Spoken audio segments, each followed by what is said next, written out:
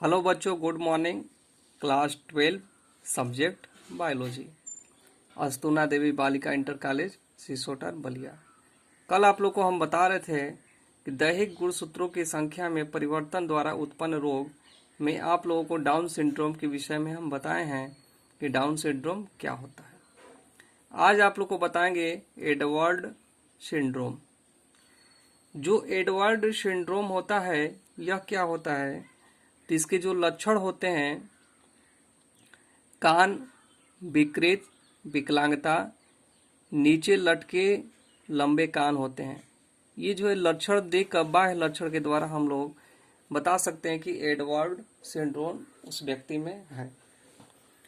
जो Edward syndrome होते हैं, कारण क्या होता है, तो 18वें गुणसूत्र के एकाधि सूत्रता के कारण होता है। यानी कि जो 18वें गुणसूत्र होते हैं उनमें जो है एक जुड़ जाते हैं तो वहां पे 3 हो जाता है। एकाधि सूत्रता यानी एक जुड़ता है इसमें, तो 46 के स्थान पर जो है 47 गुणसूत्र हो जाते हैं। तो यह 18वीं जोड़ी के गुणसूत्र में 2 के स्थान पर 3 गुणसूत्र होने के कारण होता है। इसमें कुल 47 गुणसूत्र पाए जाते हैं। इसका अध्ययन J.H. एडवर्ड ने 1960 में किया था। इनका मस्तिष्क अल्प विकसित होता है, शरीर के हर अंग एवं तंत्रों में विकार होते हैं। ये बच्चे लगभग 6 माह तक जीवित रहते हैं।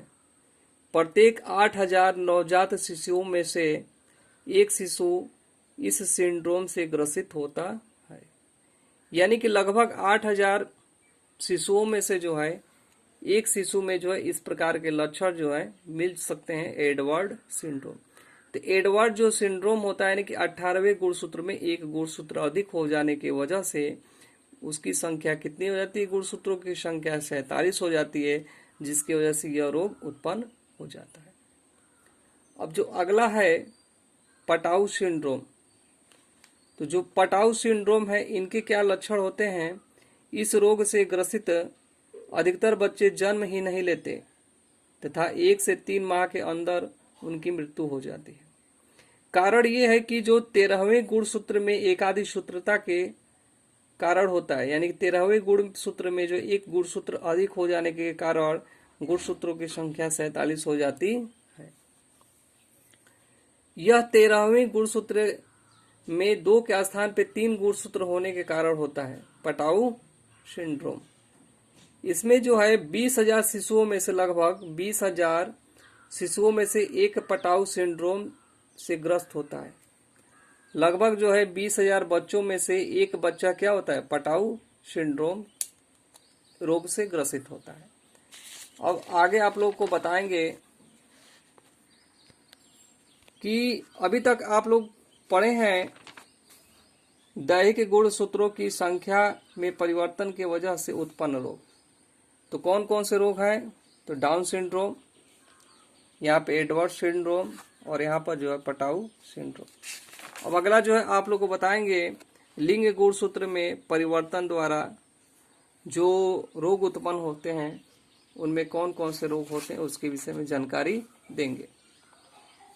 तो चूंकि हम लोग जानते हैं कि मनुष्य में 46 गुणसूत्र होते हैं, 44 गुणसूत्र दैहिक गुणसूत्र और 2 गुणसूत्र जो है लिंग गुणसूत्र कहे जाते हैं। जो फीमेल होते हैं मादा गुणसूत्र XX और नर गुणसूत्र जो है XY जो है प्रदर्शित किया जाता है। तो लिंग गुणसूत्रों में परिवर्तन द्वारा उत्पन्न रोग कौन से हैं, तो यहाँ पे आप लोग देखेंगे क्लाइनफेल्टर्स सिंड्रोम। जो क्लाइनफेल्टर सिंड्रोम होते हैं वह क्या होते हैं, तो इसके विषय में आप लोग जानकारी लीजिए। तो जब व्यक्ति में लिंग गुणसूत्रों की संख्या 2 के स्थान पे 3 होती है, देखिए यहाँ पे XX है, एक गुणसूत्र और जुड़ गया 3 हो गया, तो 46 के स्थान पे एक जुड़ता है तो 47 हो जाता है। यानी कि लिंग गुणसूत्रों की एकादि सूत्रता के कारण, यानी कि जो गुणसूत्र है 2 गुणसूत्र में एक गुणसूत्र अधिक जुड़ गए तो यहाँ पे 47 हो गया लिंग गुणसूत्र में। और 44 तो ये दैहिक गुणसूत्र है, और 2 जो है लिंग गुणसूत्र है, और उसमें एक और एक्स्ट्रा जुड़ गया तो क्या हो गया ये 47। 47 होने के वजह से जो है जो वाई गुणसूत्र होते हैं, गुणसूत्रों के कारण पुरुष के समान शरीर हो जाता है, और एक्स गुणसूत्र के कारण वृषण जननांग अविकसित होते हैं। तो इस प्रकार के जो नर होते हैं वो बांध होते हैं। अब आप लोग देखेंगे कि बड़े स्तन बड़े एवं विकसित हो जाते हैं। पुरुषों में स्तन का विकसित होना गायनी कोमैस्टिया कहते हैं। गायनी कोमैस्टिया, यानी कि आप लोग इसके विषय में समझिए कि जब व्यक्ति में लिंग गुणसूत्रों की संख्या 2 के स्थान पर 3 होती है, यहाँ पे आप लोग देख रहे हैं कि 2 के स्थान पे 3 हो गई।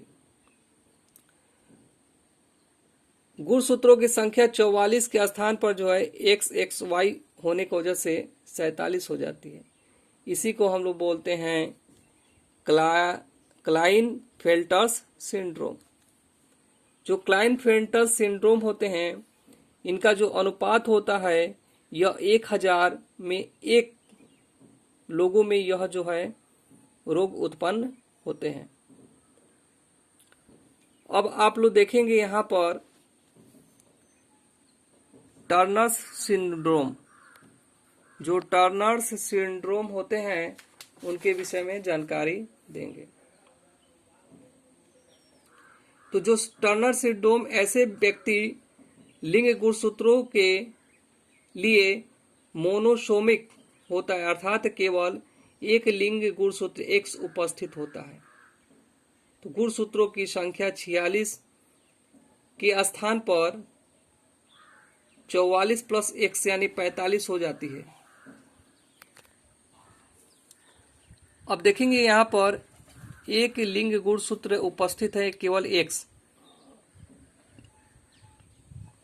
इनमें जो है मोनोसोमिक होता है, तो 46 है। 46 चूंकि मनुष्य का टोटल गुणसूत्र होता है, लेकिन यहाँ पर एक ही गुणसूत्र उपस्थित होने के कारण जो है 46 में से एक कमी है, इसलिए एक घटाया जाता है। यहाँ पे 45 गुणसूत्र हो जा रहा है। यहाँ पे कमी की वजह से, मोनोसोमिक की वजह से जो है यहाँ पर रोग उत्पन्न हो गया। कौन सा रोग उत्पन्न हो गया? तो टर्नर्स सिंड्रोम। लक्षण क्या होता है? तो मादा जननांग अल्प विकसित हो जाता है, यानी कि बांध या बाझ जिसको हम बोलते हैं। तो इस प्रकार से जो है लिंग के माध्यम से, लिंग गुणसूत्र में परिवर्तन के कारण 2 रोग उत्पन्न हुआ, क्लाइनफेल्टर्स सिंड्रोम और टर्नर्स सिंड्रोम। इस चीज को आप लोग नोट कर सकते हैं। आगे जो बचा है उसको अगले टॉपिक में बताया जाएगा। तब तक के लिए धन्यवाद।